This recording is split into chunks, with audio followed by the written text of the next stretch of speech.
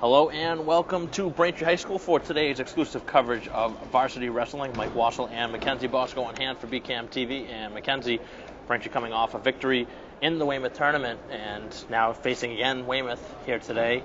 Obviously Weymouth a part of that tournament. There were other teams there as well, but this is one that Braintree matches up pretty well against Weymouth. But talking to Coach Dundon before the game, he said that this is going to be a tough one. He thinks this team's favored in a few weight classes, but this should be a tough one for him. Weymouth is always one of the tougher teams. It's one of the biggest rivals for Braintree wrestling, as in most sports. Both teams usually put up a very good fight in every weight class, even though certain weight classes are favored to one team or the other. But it should be a close one and a fun one to watch.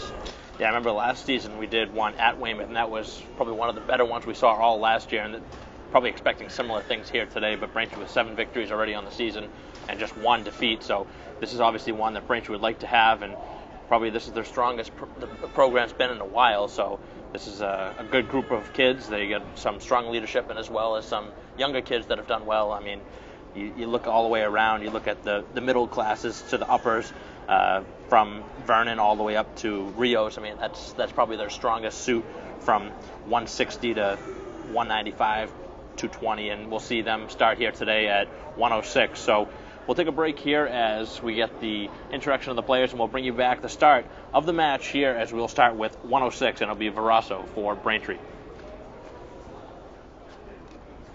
Welcome back to Braintree High School start of the match, and it's going to be starting at 106 pounds.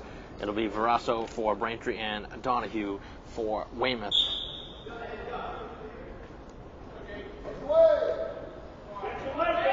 Jake from Braintree always shows a lot of good fight in his matches.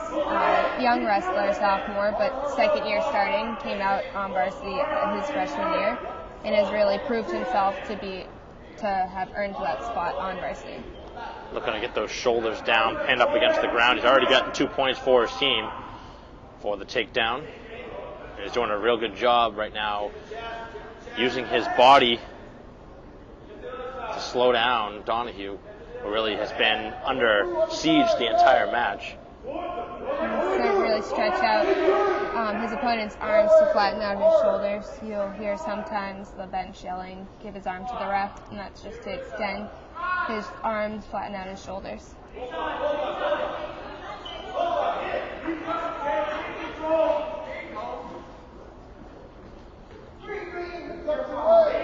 We're also looking for the bulldog there. Unfortunately, he didn't have the correct leverage for it.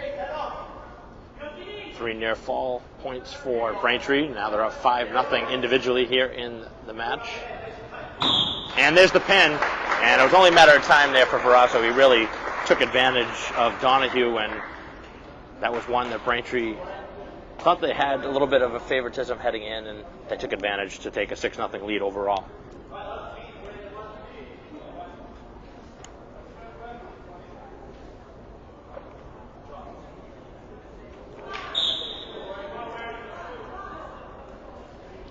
So now at 113, Gwen and Mafris.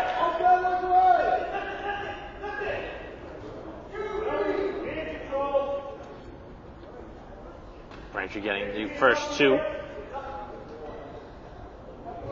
He's doing a nice job of keeping that tight waist, which really prevents his opponent from getting up into a good stance for himself in a good position to switch or escape.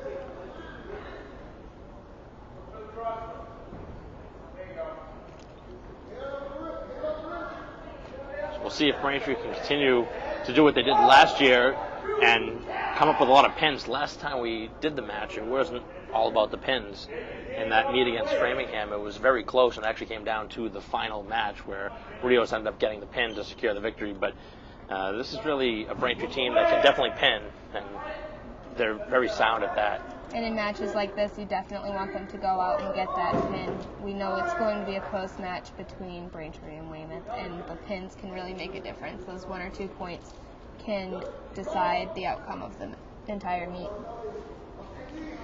Braintree overall up 4-0, now 7-0 with 3 more points for Gwen, who's right now continuing to work over the Wildcats, and Braintree taking advantage here in the lower weight classes. First at 106 with the pin from Verasso, now 113 with Gwen.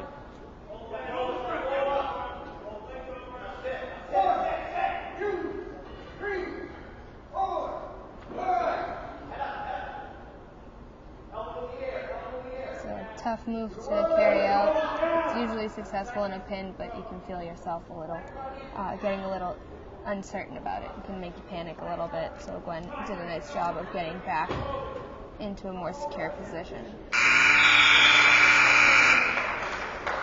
3 more given to Braintree overall, and they lead commandingly 10-0 after just 2 minutes here in the first round. So a solid start for Braintree. This is probably the way you would write it up if you were in the locker room talking to your team, but things have carried out well for the Womps, and here we enter the second period with Weymouth on the bottom position. So in this case, Gwen received a caution from the ref because he went into referee's position a little too aggressively. You have to go in slowly and in control in order to set up before the match can start again.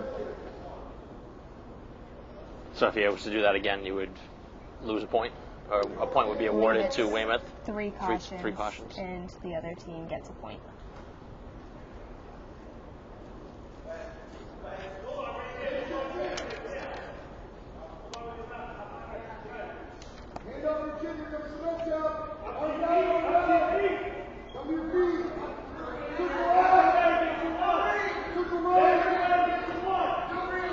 Looking for the Bulldog.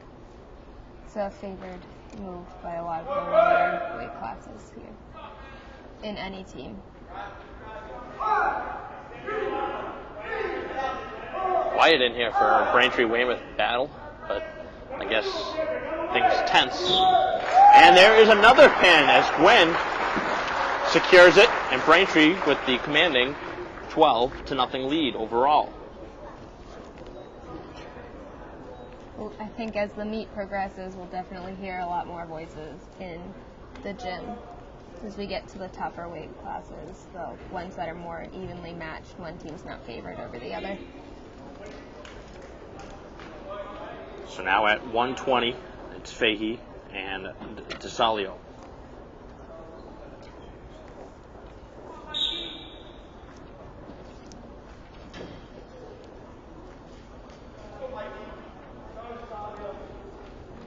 So Weymouth right now really needs to find a way to get back into this, because Braintree has obviously taken control with 2 pins and really hasn't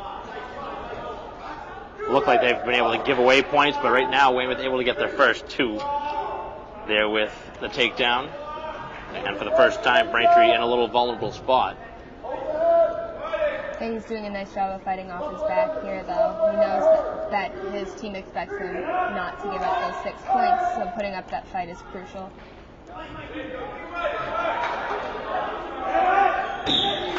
And there is a pin this time on Weymouth's side, so a little different than what we've seen so far this year, where we haven't really seen too many finishes as far as the pin goes. We've seen the matches go the 3 periods, but this has ended very quickly, and now Weymouth has gotten back into it with a pin of their own to cut back into it, and now cut the deficit in half. It's 12-6. And that just kind of speaks to the speed of the sport. You can't really determine how long it's going to take for a meet to go, or how quickly one team can gain the advantage in the meet. So 126, O'Sullivan and Mertes.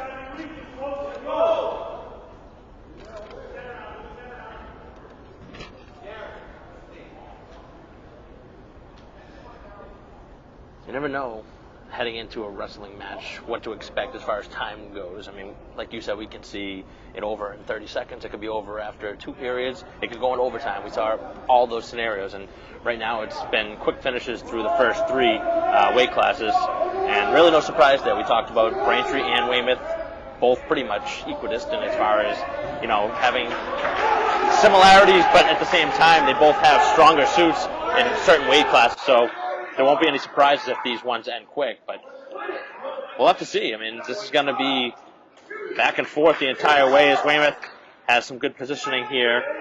Already on top, 2-0. Right. As we go, we'll have the matches that end quickly as we've seen so far, but we also have a few that are expected to go the full 6 minutes.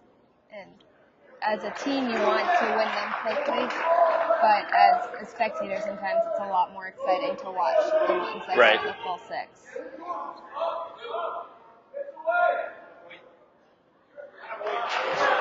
Nice takedown by Braintree. Now looking for the pin, but obviously the shoulders right now not in a good spot. He needs to really watch his weight there. You can hear his bench yelling, "You're high," meaning his weight is too far forward. It's easier for his opponent to escape or reverse. Nice move from O'Sullivan.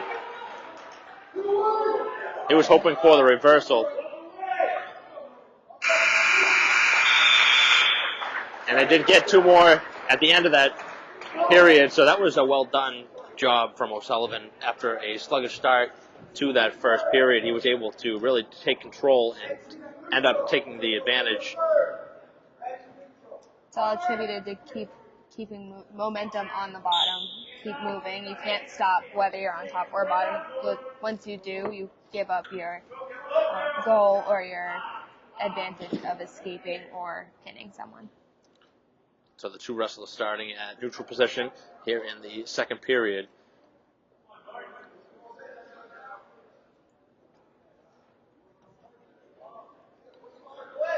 You can obviously feel the tension in the building. We talked about how close these 2 teams are every year, and you talked about it before. 2012 was the first time before Braintree finally beat Weymouth, and since then, Braintree's had the better of Weymouth, but it's obviously always a tough match against a great program like Weymouth. We have 2 very strong programs that just come out and leave it all out on the mat and battle through all 14 weight classes.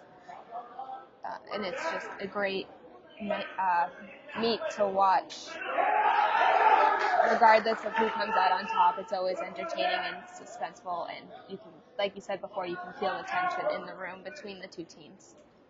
So Weymouth able to tie it up on the takedown, and right now in the final 50 seconds of the second period, very even between O'Sullivan and Murtis.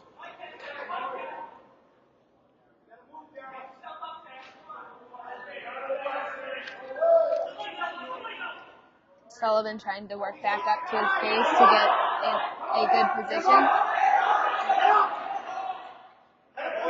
O'Sullivan trying to get to his feet, and he does, and gets the escape point, which is crucial.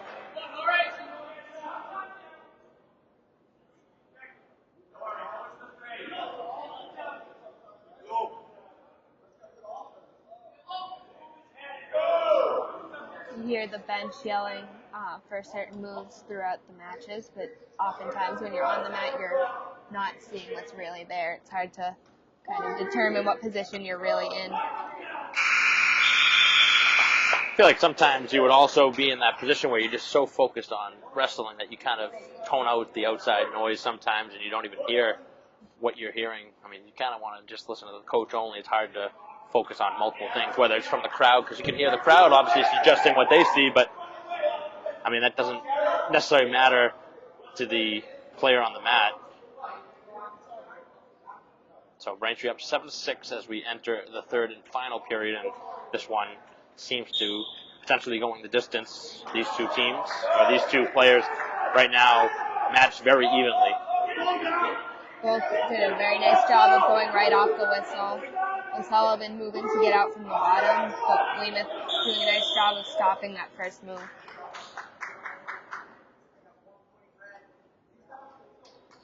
So a point given to Weymouth to get it even at 7 apiece. So that was for O'Sullivan grabbing his opponent's singlet. You can't grab onto clothing or headgear during the match. It gives up a point to the other team. Sullivan has also been spoken to about backing up in a straight line instead of trying to go in a circle, staying in the ring. That can be called as stalling if you are constantly backing out of the circle. Couple points there for Braintree. Nice little move from O'Sullivan.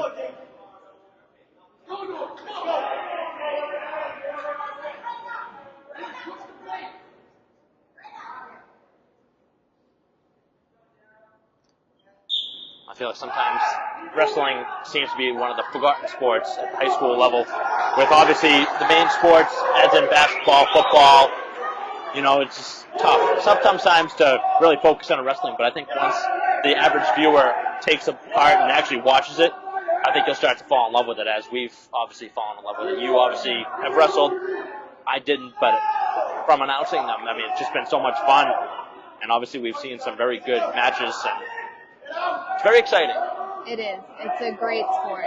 Fast-paced in many aspects, both in score and in action. And once you watch it, you get to really learn the rules of it. It's a beautiful sport. It has a lot of art to it and a lot of technique that's necessary. O'Sullivan in trouble here as Weymouth gets 3 points there on the near pin.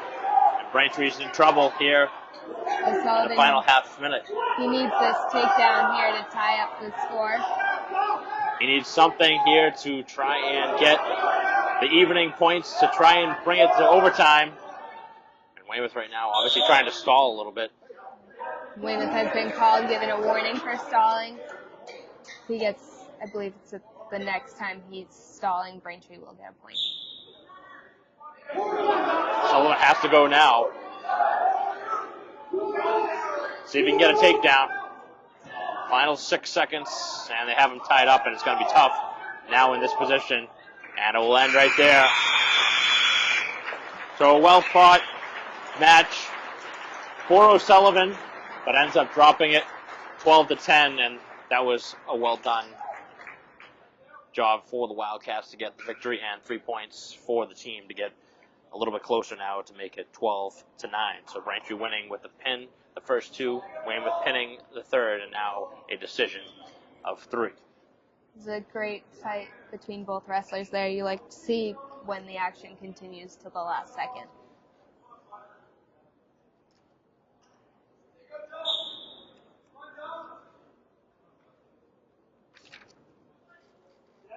Now at 1:32, it is Doughty and Sullivan.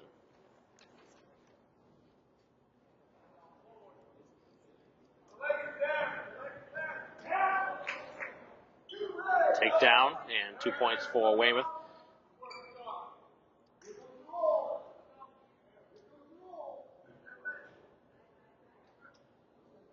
Another interesting factor of wrestling is obviously we saw the first 2 where Braintree pinned consecutively. It was 12-0. You say, oh, Braintree might run away with this, and then you saw Weymouth with the pin, and then winning the next one to make it very quickly 12-9. So it's very back and forth, but those 6 points are so crucial, as we talked about earlier. Right. The score can really go back and forth in the individual matches and in the overall meet for the teams.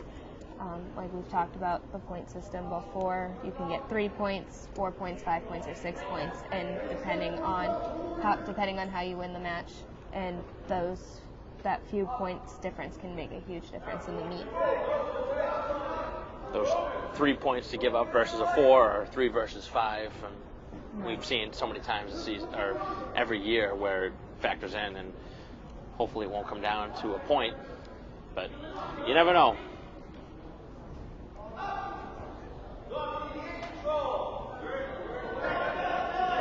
You can hear Coach Dunnan looking for the hand control, and right now Doughty's struggling with that. Hand control is everything in wrestling. If you have control of your opponent's arms, there's obviously not much they can do, whether they're on top or on bottom, so you're putting yourself in a much better situation.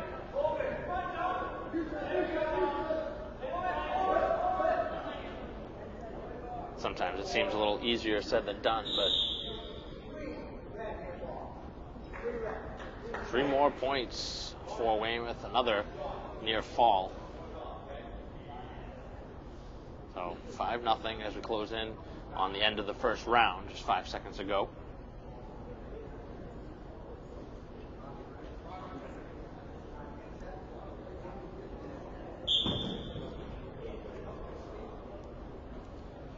And that'll do it for the round.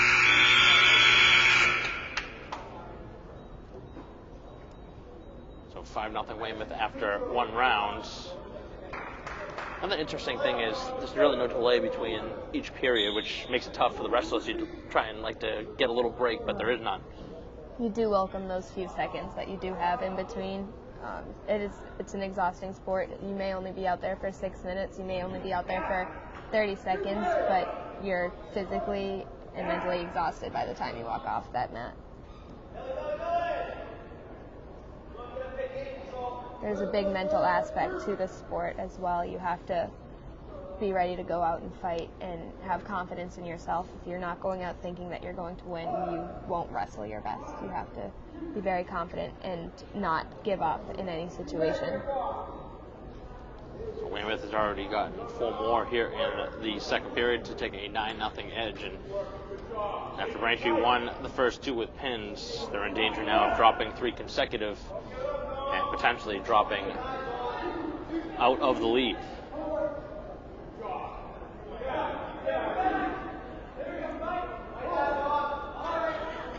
Tom doing a very nice job of fighting off his back. It's a tough situation to be in there, but he's doing a very nice job. Keep moving and trying his best, trying different angles to get out of this situation.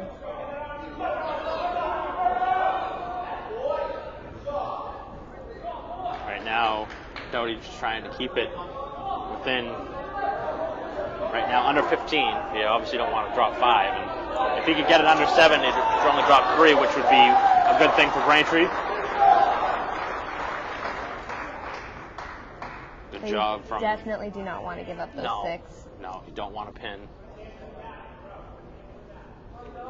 That was actually an interesting thing from the last. We saw Birmingham's best wrestler, and actually probably the best wrestler in the state, which we talked about, ended up only getting 5 because Braintree was able to give up a point at the end, if you remember, where they forfeited that 1 point to get back up to standing position and only give 5 versus 6, which probably would have happened, maybe a pin, but it's certainly a lot of strategy built into it, and sometimes there's extra points are the big difference between a 5 or a 6. You definitely have to read the other wrestler and the other team, their technique, their style, and know what to do here. So there's the same thing that we just saw. So Dundon will give up the point to get back to neutral position, and if Weymouth gets another takedown, it would be a 5-point decision instead of the 6. Another important thing to note is when teams go out, when they flip the coin with the captains, teams pick either evens or odds on whether or not they send their wrestler out first, and a lot of times coaches will use that to find out who they're sending someone out against, so then they can make their decision on which wrestler will go that weight class or whether or not they'll forfeit the weight class. The match will be stopped now as Weymouth winning this one by 15, getting 5 points to their team total, and now taking the lead. So 14-12 now, the Wildcats leading Braintree.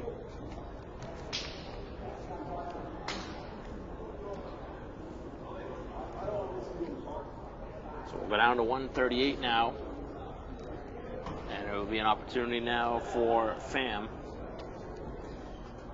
as he'll go against Tobiah.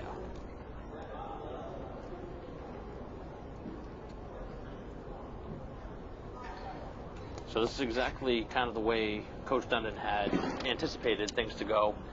He wasn't as confident this time around, knowing that this is one that they will win. I mean, they've already 7-1 on the season, and this one really not one of those, okay, mark it up as a win. This is always going to be a tough one against Weymouth, and obviously they did end up beating Weymouth in the tournament, but this is different. It's a very different atmosphere than in a tournament. You're wrestling so many other teams. There's no guarantee that you'll end up seeing the Weymouth wrestler. So even though Braintree placed higher overall against Weymouth, not everyone in the lineup versed a Weymouth wrestler on Saturday. Look at the speed shown by Pham here coming out of the gates. It could either be a good thing or bad. It could tire him out, but at the same time it could give him a nice advantage and maybe even get him into a pinning combination.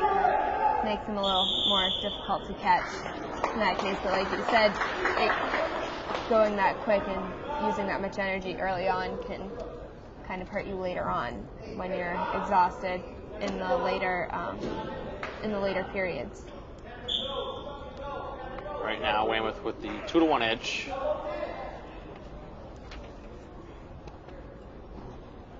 As the Womps try and get back on top. Right now, trailing by 2 points overall on the scoreboard, down 14-12 as a team. But individually right now, it's 2-1 Weymouth.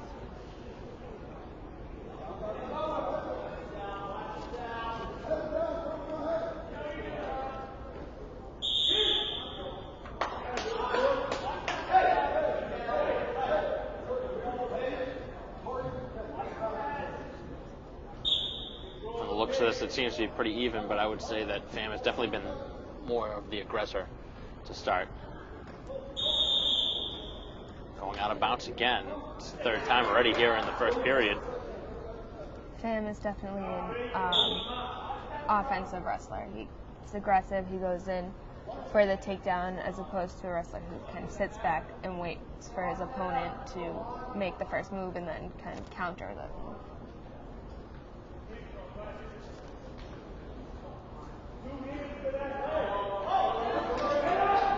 Nice little reversal, as neither wrestler are actually able to get points on that because nobody was able to get positioning. No one gained full control of their opponent in that situation. So here, if FAM is able to keep his opponent in and cover his hips, he'll be able to gain those 2 points. Very low to the ground here in the final seconds, trying to get a last lunge, but there won't be that. So we'll head to the second period with Braintree down 2-1.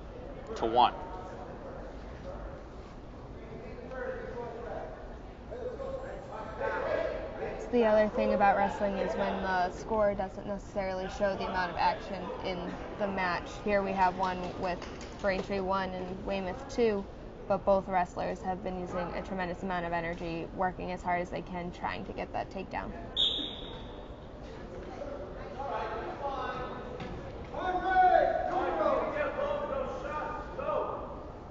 Point given to Weymouth. Take the 3-1 advantage.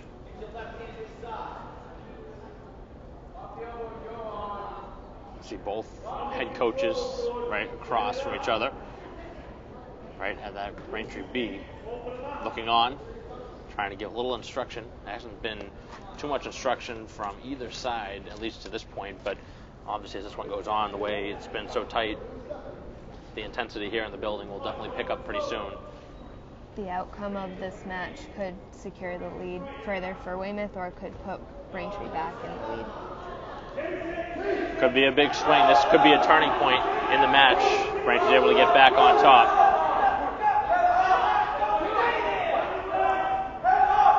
This one does have that feeling, though, to coming down to the wire, whether it's down to 220 or 285. We could be looking at, potentially a pin on the final weight class that could decide the outcome. So we'll have to see, but it's way too early to tell, but there's been a lot of pins here today.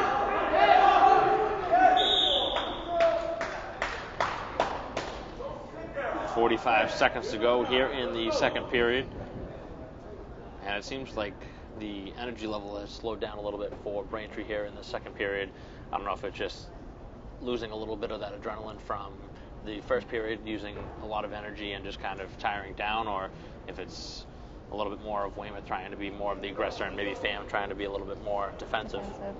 Yeah, you do see a lot of times wrestlers going out 110% that first period, trying just to get the win as soon as possible, but then they kind of settle into the match more as it continues in the second and third period. So it does kind of calm down on the energy level, but definitely not the effort.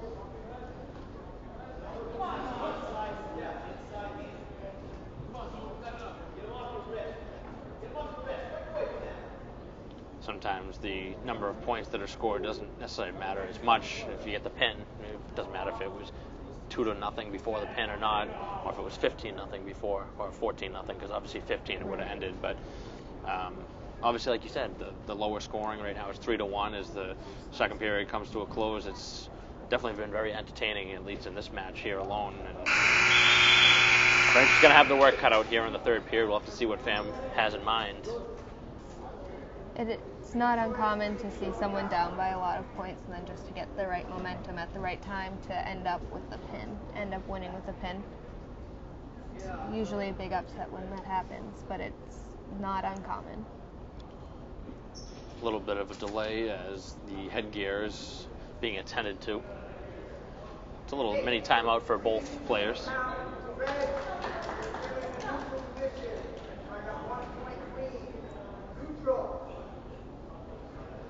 Weymouth giving up the point to get to neutral position as Braintree gets within a point, 3-2. There are a lot of pinning combinations off of takedowns, so that's usually the advantage to going neutral instead of staying in referee's position. If you're more comfortable with doing a takedown and then going for the pin directly from there while your opponent's kind of readjusting and responding to what happened, reacting to what just happened to them.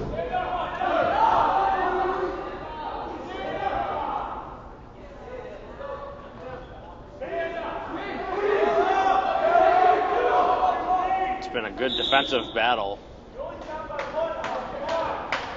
There's only been 5 total points scored here in the individual match, with Braintree down 3-2. Pham really needs to look for that takedown to try to get ahead.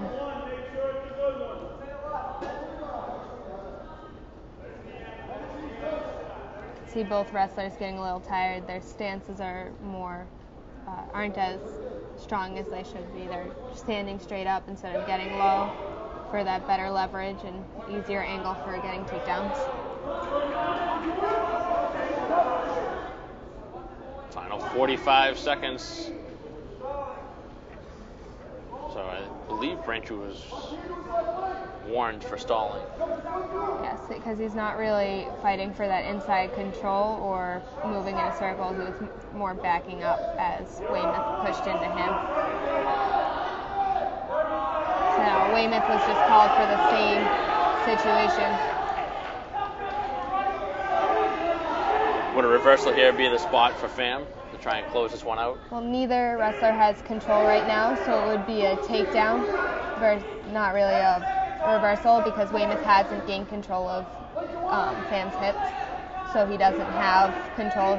Points weren't awarded. So if he were to cover the hips, it would be a takedown. So another one that ends 3-2. This one getting 3 more points for the Wildcats as they've gone on a tear here to go on top now, 17-12 overall.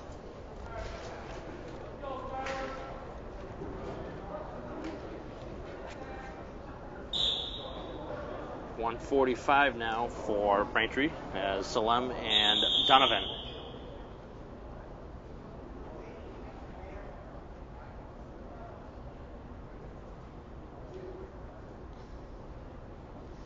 May have drawn some blood. I don't really know what the stoppage is here. Seem to be looking at his eye. Maybe? Yeah.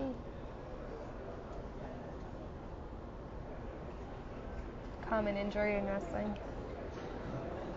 The ref does check fingernails prior to the meet as well to make sure everyone's nails are short. No one has the ability to scratch their opponent. Obviously, anything to the eye is clearly a brutal injury to have, and certainly can take a long time for you to finally get that vision back clearly the way you want it and be oriented the right way. Right. Kind of catches you off guard as well. And you wonder if that may actually fire up Salem, who just gets 2 points for the Womps on the takedown. Braintree needs a spark right now after dropping now the last 4 weight classes. Salem working really hard to gain that wrist control or that tight waist to break down his opponent.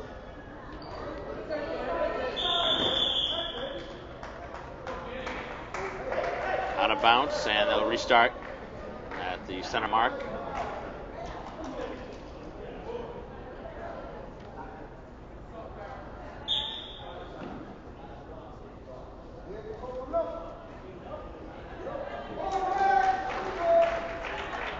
Salem unable to hold down his opponent there, so Weymouth is awarded a point for an escape. Cutting it to 1. It's 2-1. Braintree looking for some points here to close out the first period.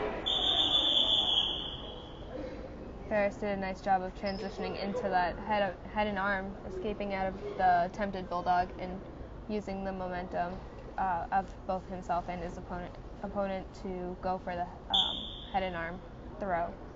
Unfortunately, it went out of bounds.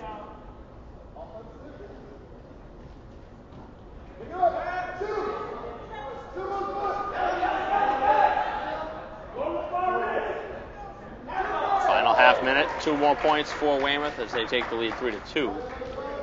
Salem looking for that switch originally. Unfortunately, you can't really hit that when your opponent's head is on your inside hip. It really just sets you up into a vulnerable position when you go for that.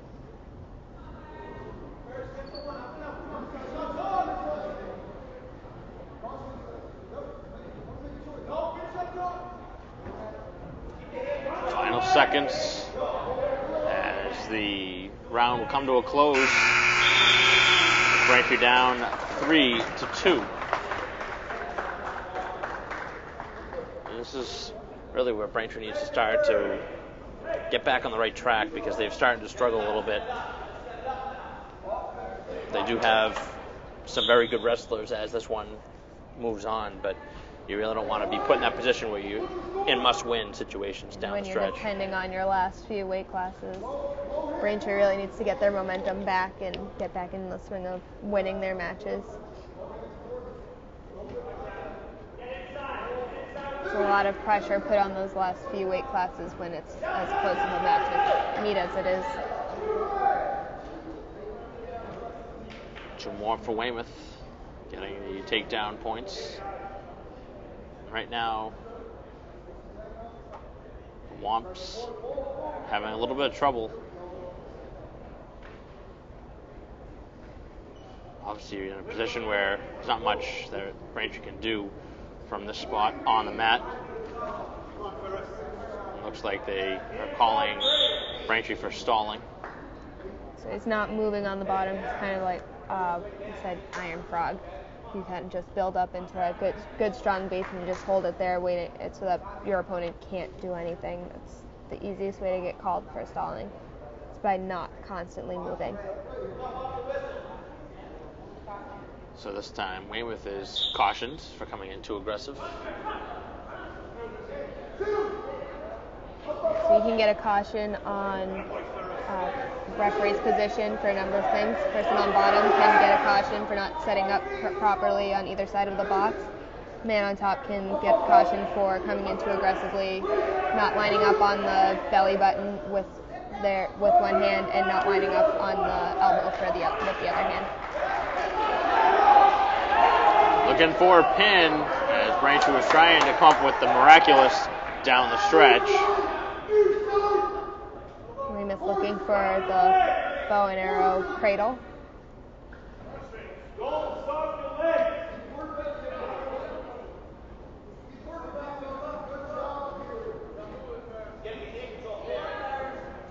You can hear Braintree's bench telling Salem to start building up, get hand control. These are all crucial aspects that you need in order to get out of the position that he's in right now.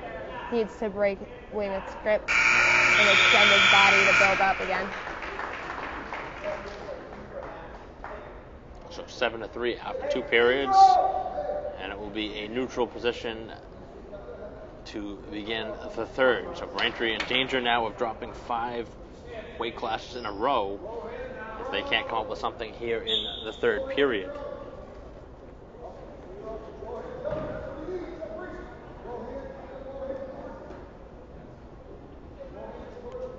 This match marks I believe the middle of the meet, so Braintree needs to start getting some pins here to put themselves back in. Now this is the seventh match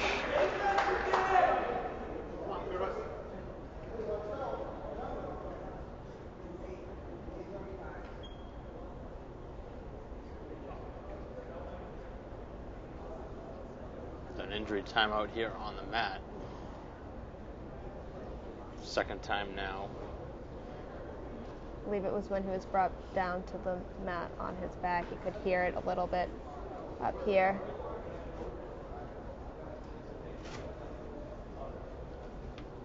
Sometimes you just get the wind knocked out of you in these matches.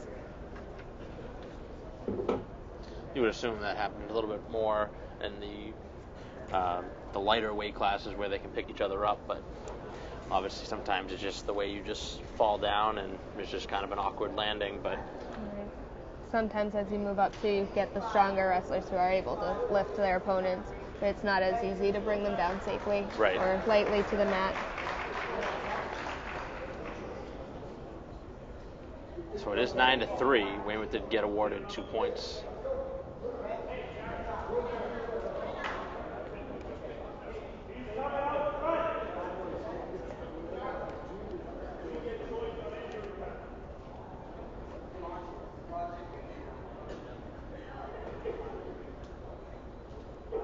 So there the caution was for not lining up properly, whether it's across the waist or on the elbow.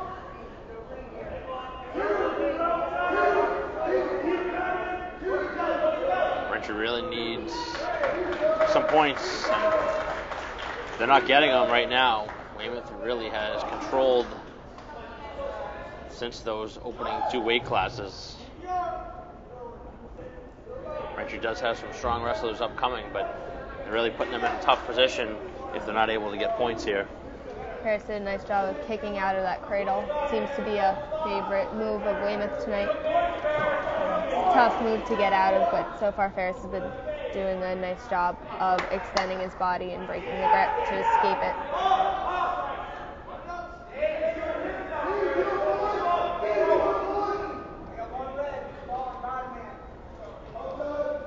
Weymouth gets a point for Braintree was stalling, in that case not moving on bottom.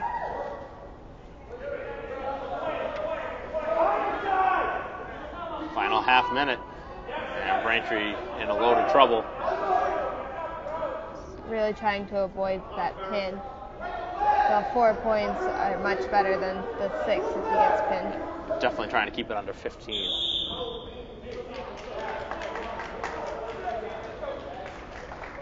Now it sits at 14-3, so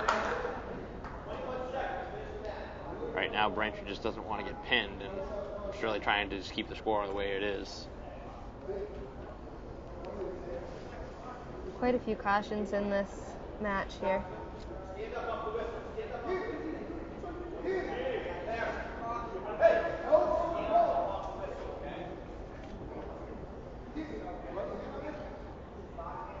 You see the coach starting to get frustrated with his wrestler as he's now won for the second time.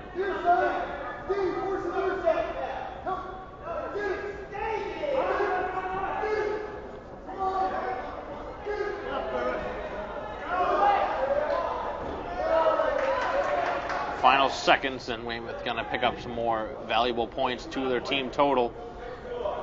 Braintree fighting that one to the end. As Weymouth again picks up points. This time they'll get 4. And now lead 21-12.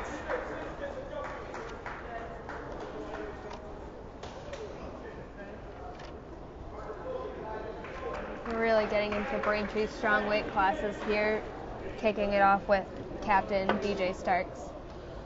So 152 Starks and Mock.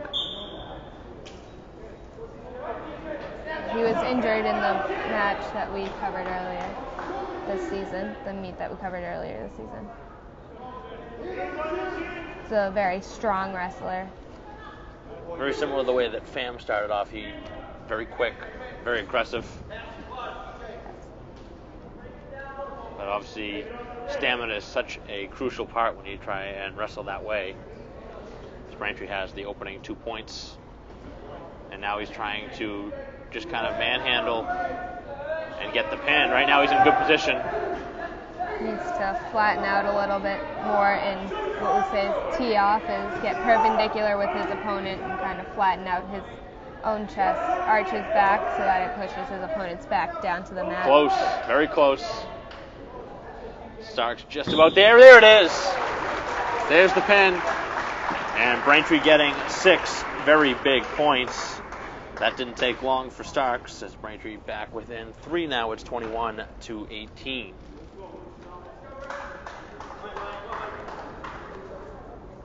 With that one pin, Braintree is back into good stance against Weymouth here. And it brings up, as we talked about, this is probably their strongest weight class sequence, I would say. As we now move to 160, it's Vernon and now Curley.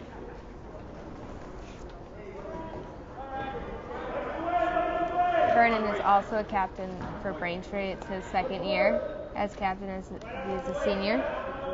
Third-year starter for the team. Definitely bringing a lot of leadership and talent to the wrestling room. Vernon really very strong and obviously able to put that on display, and right now he's starting to use good positioning to get his team on top with a early 2 points.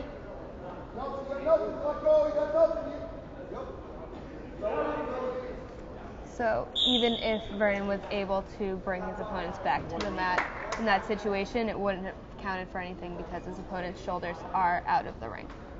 Your opponent has to be, their shoulders at least have to be fully in the ring for points to count, whether they're back points or a pin.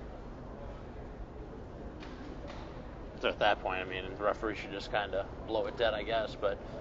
Right, but the wrestlers aren't technically out of bounds until both wrestlers have either 2 limbs out, whether 2 arms, 2 legs, 1 arm, 1 leg, or if one opponent has 3 out of the ring. It really depends on the positioning of both wrestlers. So a little bit of blood drawn, and it looked like Vernon actually got a little bit of blood from the opponent on him. Yeah, bloody noses are, I think, the most common injury in wrestling. Is it a bloody? Yeah, it is. You see the trainer holding the nose. There might even be a cut on the nose. It looks like maybe hard to tell the difference sometimes.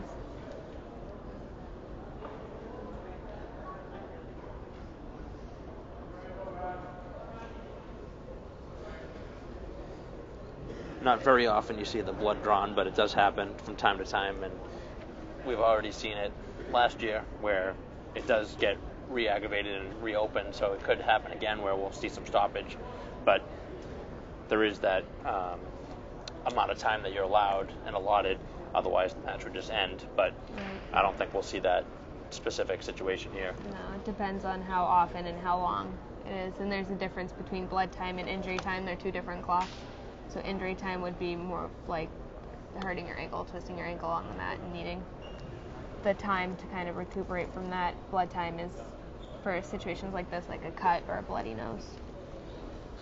It's taken a little bit of while here on the match to really get this one back underway, but you certainly want to get the situation solved sooner rather than later because, as we said, it could re-aggravate it, and here we'll go again with the stoppage. So and you lose the flow of the match, and it can become frustrating for both wrestlers to constantly be stopping and restarting. You can see right now Vernon trying to pace around on the mat, just trying to keep his focus, trying to keep the adrenaline going and stay warm. You don't want your muscles to cool down once you've already started into the match, even when you're only about 40 seconds into it. So we'll take a quick break here as we await for the injury to be fixed here at Braintree High School. We'll be back with the remainder here of the first period with Braintree down 21-18. Blood has stopped and we're back underway. Braintree on top 2-0 here as Vernon is on the top position. So the Womps right now trailing overall as a team 21-18. But with the pin in the last weight class and now looking for points in this one, a chance to potentially tie it or take the lead. Final minute of the opening period as Weymouth gets a point. So the ref waited to call it there because both wrestlers were putting up a good match trying to fight for control, and it wasn't clear that Vernon had lost control until just a few seconds ago.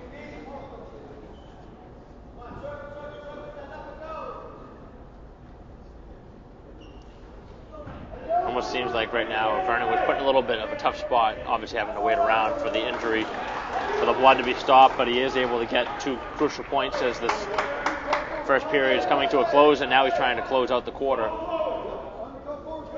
Trying to use that crossface to his advantage and turn him over with the Turk. Not a move that you see very often, but it is useful. It does work very well when you hook your opponent's leg and lift it up so that they can't turn their hips easily. Points given to Vernon here as the period comes to a close. That'll be 3 near-fall points, and Braintree will have a 7-1 lead as they head into the second period. So we have some more blood reopened with the crossface. I don't see the points added to the scoreboard yet, but I assume that that was the officials' ruling. 3 points were given to Braintree there at the end. It would make sense for it to be at least 2. Depends on whether he's able to hold him to his back for 3 or 5 consecutive seconds. Yeah, I believe the referee said he counted to at least 5, so it would have been 3. And I wonder if maybe they'll talk it over right now. Yeah, there you see him. There we go. 3 more points, and in the confusion, it can get a little mixed up on the scoreboard. That's why it's important for both teams to send someone to keep the books, keep track of as people score and how they score.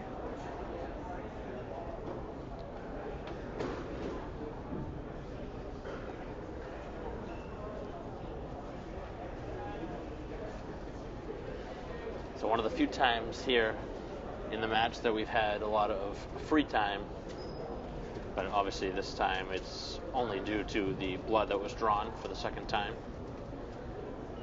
And it is in an awkward spot, like you said, where it's very easy to reopen that cut.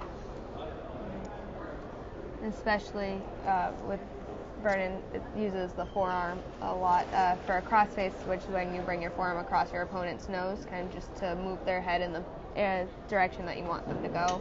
It's useful for cradles and for Turks, as Vernon was using it for, but it definitely irritates the nose.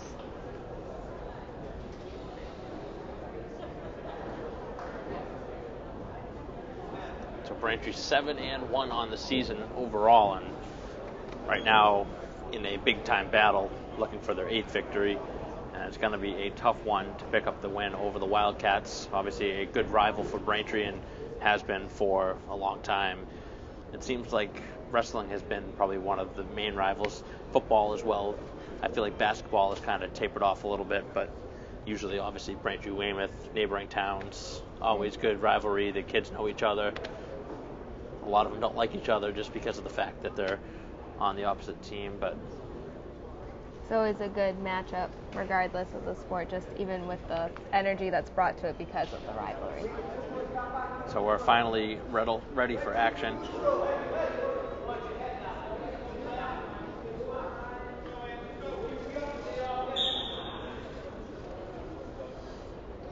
Second period underway, and we'll have to see if there will be another opening of that cut. As you said, the way that Vernon fights,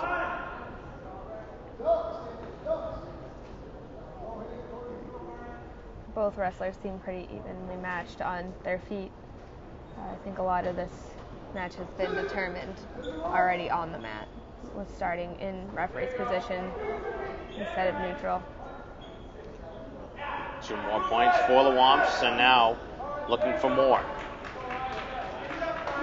See the referee right now signaling out a number of seconds, and Braintree hoping for more points. There's 3 more there to make it 12-1. Right now the Womps looking for that 5-point swing as out of bounds. They'll go back to the middle. Vernon's really working for that pin, but Weymouth is doing a really nice job of fighting off his back. Sometimes once you're on your back, it can seem a little hopeless to try to fight, but you really kind of need to dig deep with the determination to not give up those 6 points.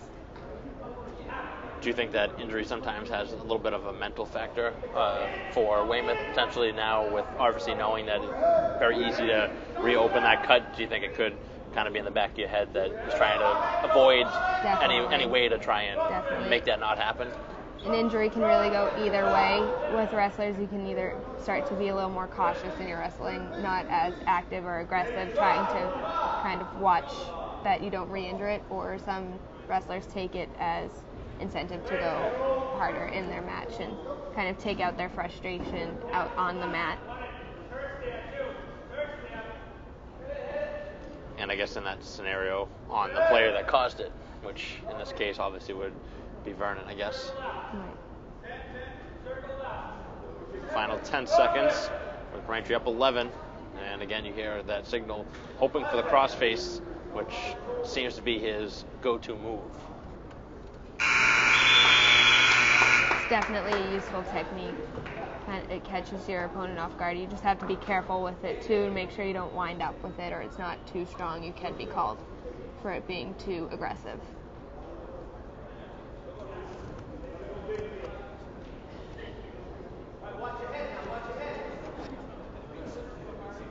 I think for the average bystander, you look at each individual weight class and you see just different ideas, the way they want to go about the match, and some may come out and strong, some may play defensive, and some may go for the pin early. But I mean, this one has been obviously more on Vernon's side, just trying to just take it to him, and I think it's really worked in Braintree's favor when they've gone in that fashion and try and be the aggressive versus the defense. Right. I think it's always, in most cases, it's better to be the aggressor, be the offensive wrestler, because you don't have to worry about reaction time and kind of judging your opponent's next move. If you're more of a defensive wrestler, you're always trying to guess what the next move is going to be and figuring out how you're going to stop it.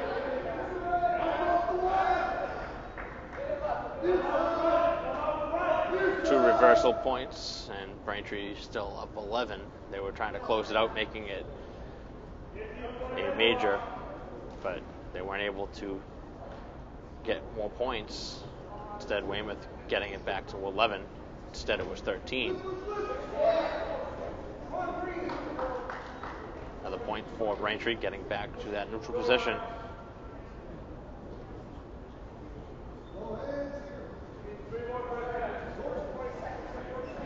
You hear the bench reminding Vernon that 3 more points is a technical fall, so which would be 5 points for the team, because he would have won by 15 points. We've already seen one go that way. That was for Weymouth. They won 15-0. There is 2 more, so just 1 more needed for Braintree here for Vernon to try and end it. You hear Coach Dundon yelling for a tilt, which is a move used specifically to get near fall points. Just kind of ride up your score. Weymouth getting the 2, and now nothing else Braintree can do. But they do take the advantage overall, getting 4 points. So they take now the lead 22-21. The second time we've seen 4 points awarded, but that was a big 4 that Braintree was able to secure. And the first time we've seen Braintree win by points and not pin tonight. So, did we just see a forfeit? yes, we did. I looked down for a second at To our write score down sheet and- here. Fast-moving sport. So Weymouth didn't send anyone out at the 170, so Braintree will take 6 points for that forfeit. Kind of a little bit surprising. I mean, Class is a great wrestler, but right now you're right in it. Now you're giving away 6 points. All right, so they must have a lot of confidence in their next few wrestlers in order to just give up the points there. So it's now skipping over 170 with the forfeit, now at 182 with Morris and Dirk Mears.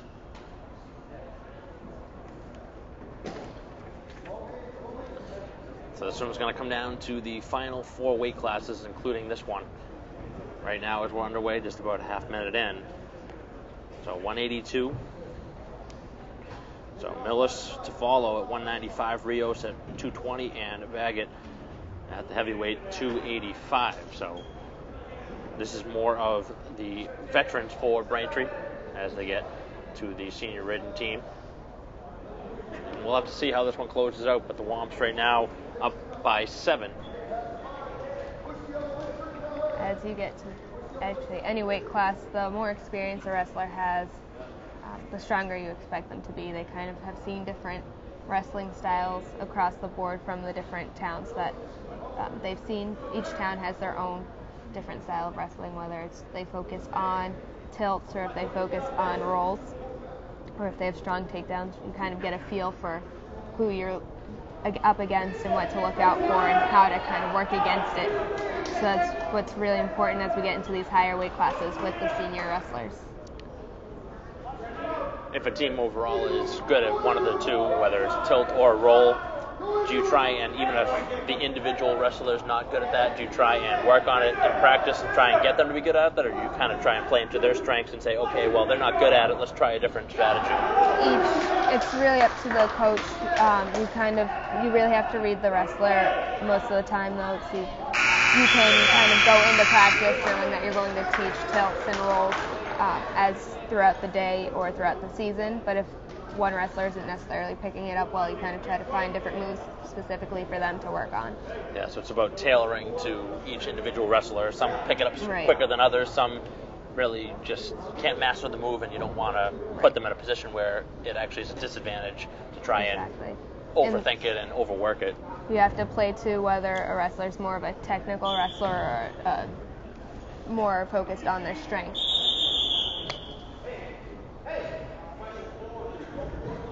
Braintree up 4-2 as we now move on here in the second period. The match was stopped there and restarted for potentially dangerous call. You can't have your legs wrapped around your opponent and be out off the mat completely like that.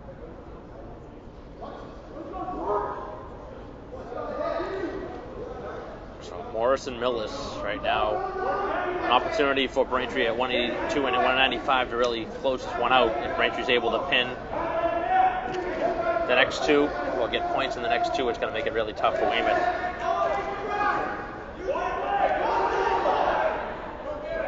I'm sure they're doing the math in their head, trying to figure that out themselves.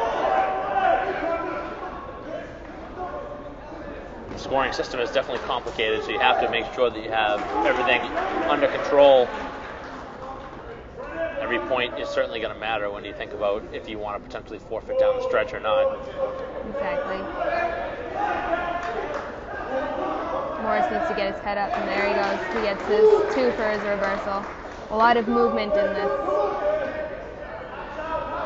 which you don't see too often as you get into the heavier weight classes. There's not as much momentum, not as much movement on the ground as we are seeing right now. It's a little unusual. So right now 11 points have been scored, 6 by Braintree, 5 by Weymouth.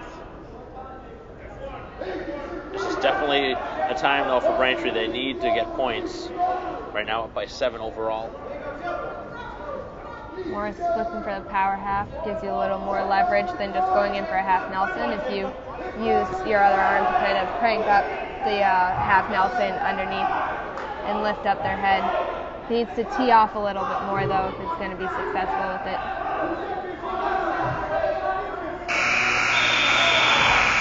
Very nearly a pin at the end, but Braintree did get 3 near fall. So 3 big points awarded, and that making it 9-5 as we head into the final period, and what's been a very entertaining match. You don't see it often, but in situations like that, it's when you wish there was just a little more time on the clock. You could certainly sense that there was a chance for a pin, and now Braintree a little bit shaken up down on the bottom, well, at least for the moment. Things now restarted. Morris attempting the switch there. Weymouth doing a nice job of doing the re-switch instead and maintaining control. Coach Dundon a little bit unhappy. I think he wanted him to try and get a control of the leg. you coach then and can often see when a wrestler isn't fully wrestling their own style. They're more adjusting to the style of their opponent. But you really want to go in with confidence in your style and have an idea of what you're going to do before the match.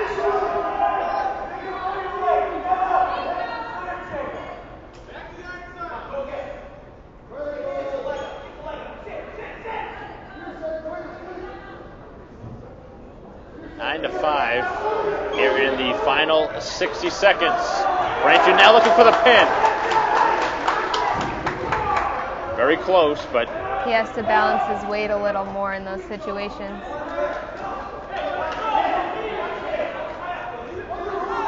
Wrestling is all about where you find your center balance and where your weight is in regards to your opponent. If you're just a little too far right, they can easily hit a move in reverse or escape a situation. So final half minute, we'll see if anything can be done here by Morris to try and further Braintree's lead. 13-6 right now. Trying to get a couple more points, if not, definitely looking for at least one to try and secure a 4-point victory for Braintree in this weight class.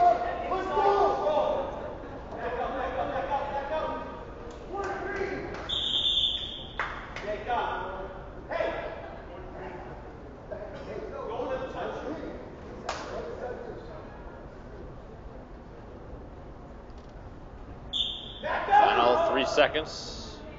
And that'll close it out as Braintree picks up the victory 13-6. And ends up getting now 3 more points to their team total to put it to 31. So they're up by 10 now.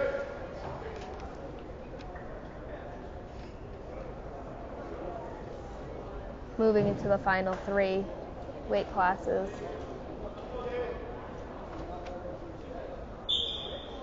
$195 now as Millis out there for Braintree and Mock for Weymouth. A victory here for Braintree would put it away. Right now up by 10. They pick up 3 points. It would make it mathematically impossible for Weymouth to come back. Right, so we really want to see a win here. Ideally pin. A pin would put a statement on it, but anything, any points, whether it's 3, 4, 5, or 6, would put it away. So it's in an interesting position for Braintree, and it's theirs for the taking.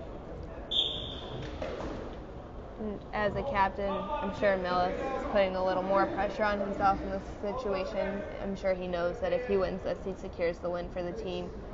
So he knows that he needs to go out and be a leader for the team and secure that spot, do what he needs to do to take home the win. How often do you see, potentially, if Braintree does win this individual weight class, is there a chance that you could see 2 forfeits in a row? You could. I don't think it's likely, at least not on Braintree's part. I believe both teams have wrestlers for them.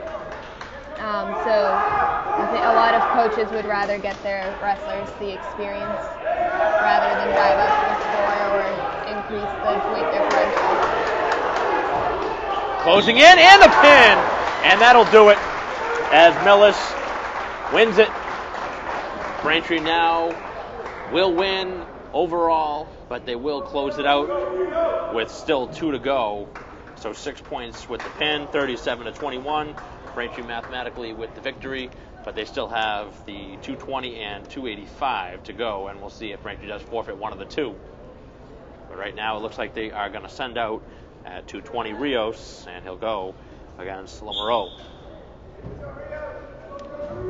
This close to the end of the season, and especially with the idea of sectionals in the back of everyone's head, you really just want your wrestlers out there seeing as many opponents as they can so that they're more prepared for whatever's thrown at them in the South Sectional Tournament in February. It almost felt like all the wind was let out of the Weymouth side after that pin, and they know it's over. But you still have to secure it and still have to finish off strong, and clearly, like you said, you can certainly build for the next one, and obviously Braintree and Weymouth won't see each other again, or at least you wouldn't assume so, but you never know. Like you said, at sectionals, maybe they would, a couple of each, so be interesting, but Braintree, again, getting the better of Weymouth for the second consecutive time. Certainly a welcome sight here in Braintree. Rios with a 2-0 lead here in the first period, as Baggett and Cold Flush are awaiting. So I'm sure there's a little bit of weight lifted off the shoulders of the 220 wrestlers and the 285, knowing that Braintree's win is secured from that previous match.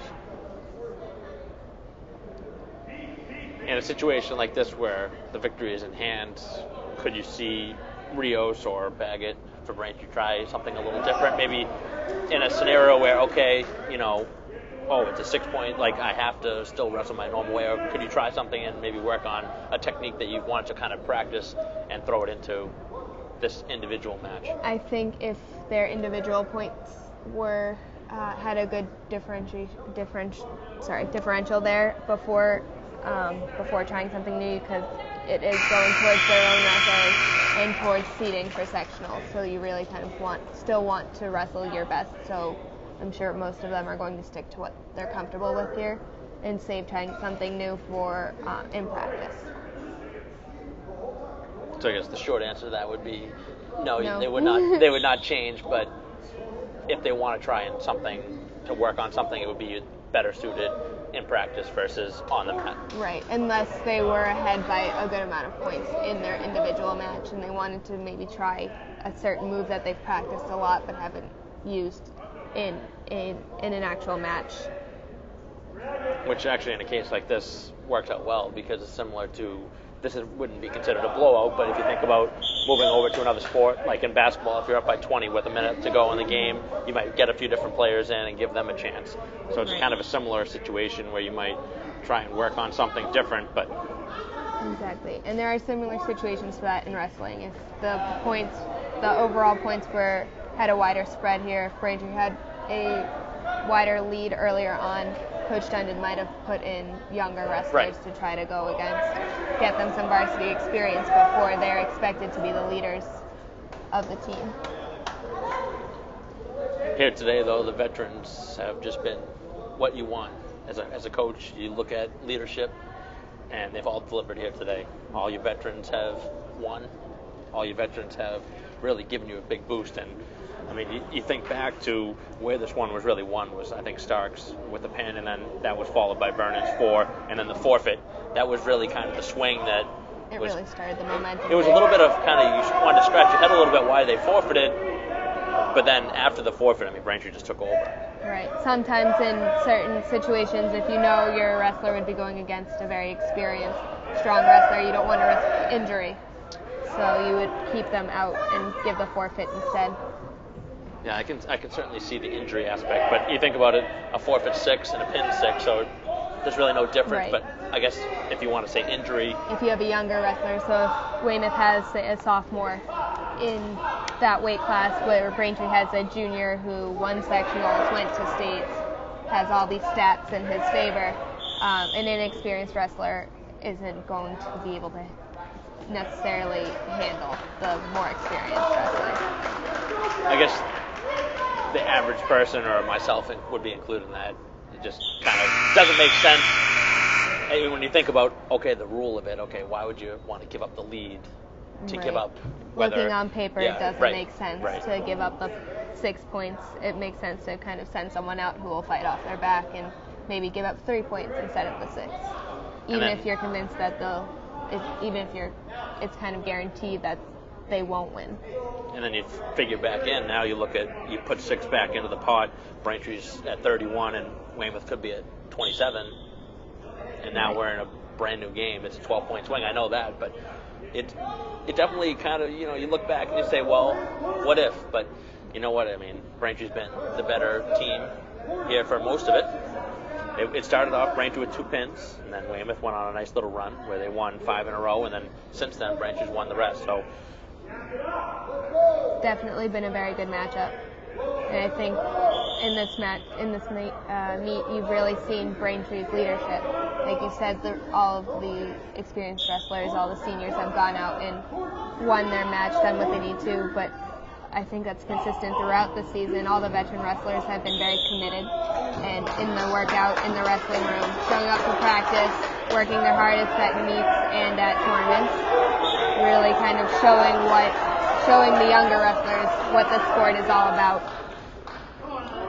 So a good rise from the crowd here with Braintree up 4-3 in the final period, and Rios trying to further Braintree's lead.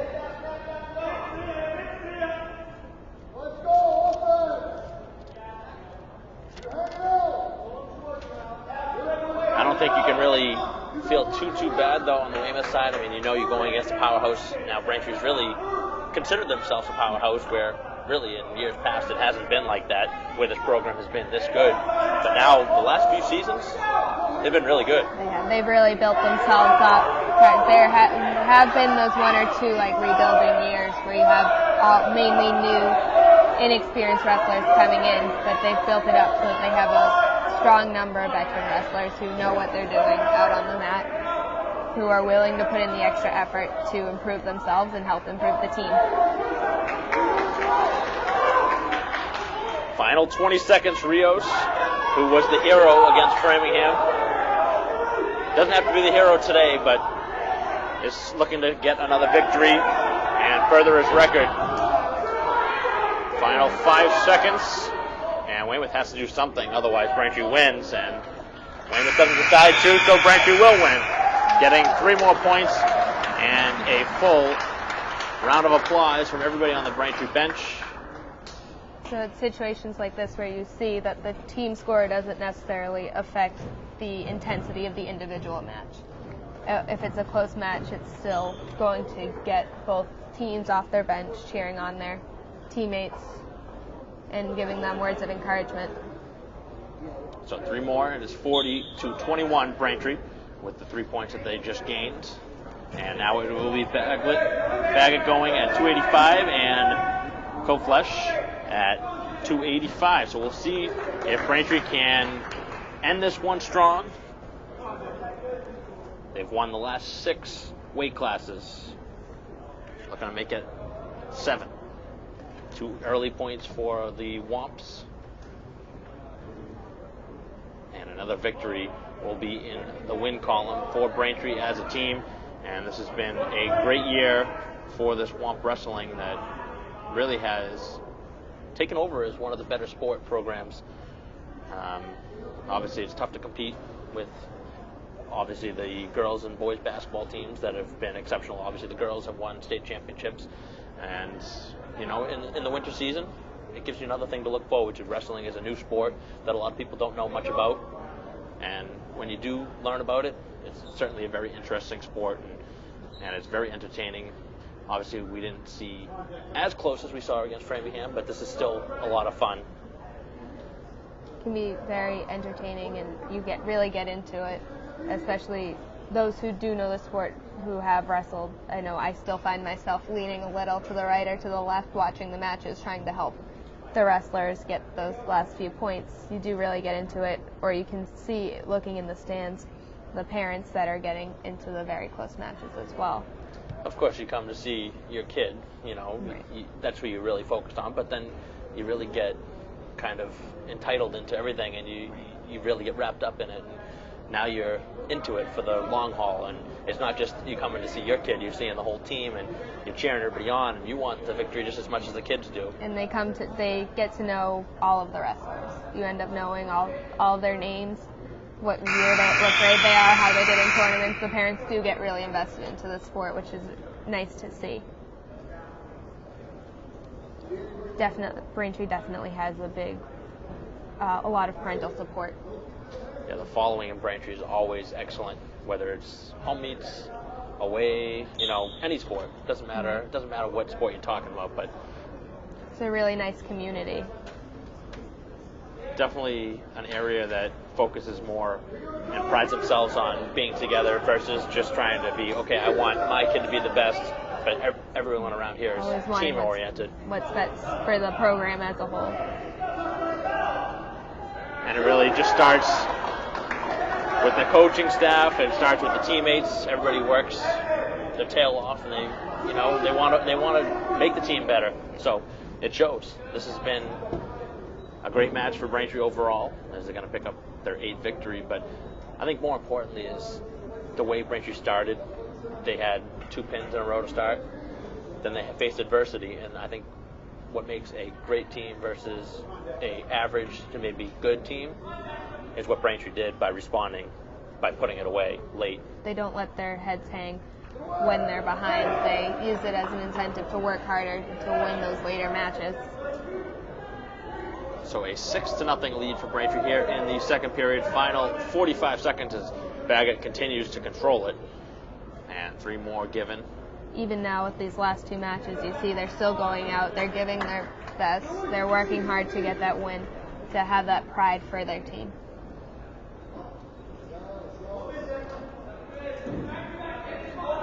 And obviously, in Baggett's position, I mean, you're the last wrestler of the night.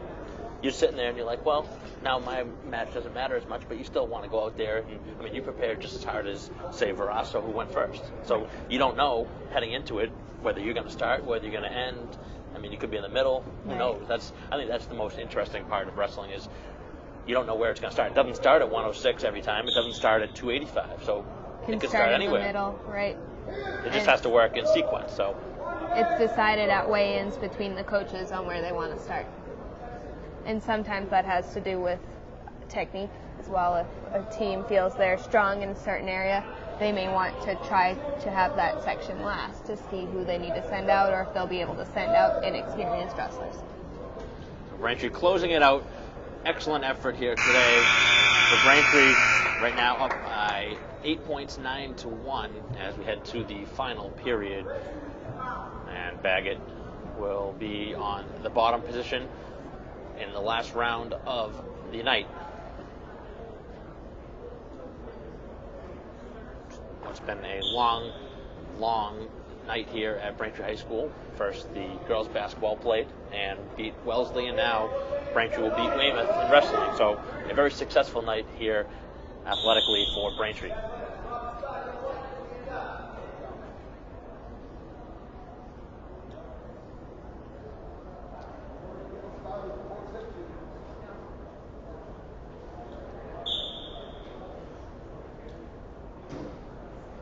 You can see the determination in both wrestlers on the mat right now as they both work. Weymouth working to keep control, Braintree working to gain control somehow, whether it's an escape or a roll.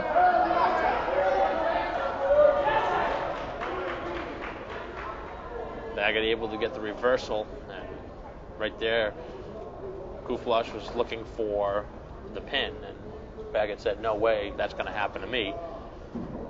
Baggett's really good at reading the weight of his opponent and knowing when he can go for that roll. And now he's going in for one of his own. So right now, near fall points will be awarded to Braintree. Just now, it won't matter, it's a pin. As Braintree closes it out in style with the 6 points to win 46-21, the overall final score. Another victory for Braintree on the season as Baggett closes out with a pin. And overall, Braintree with 5 pins in the match. That's a pretty impressive stat line. 5 out of the 14 weight classes securing pins. That's almost just under half. So we talked to Coach Dunner before. He said pins are going to be crucial. What happened? Pins. Pins were the big thing for Braintree here today. Like we've said before, these wrestlers are really good at knowing what they need to do in order to win the meet and going out and working their hardest to make sure that it gets done. So if Coach Dundon tells them that they need a win by pin, they're going to go out and they're going to work their hardest until they can get those pins. So Braintree started off with back-to-back pins from Verasso and Gwen, and then ended up losing 5 in a row before coming away with 7 consecutive to end it, and a couple pins in the middle. A big forfeit that Weymouth gave Braintree, and then where it was won was Millis at 195 to put it out of reach. So Braintree with their 8th win of the season, 46-21, and for the final time here at Braintree High School, For our camera person, John Alfanos, and Mackenzie Bosco, I'm Mike Wassel. We'll see you next time.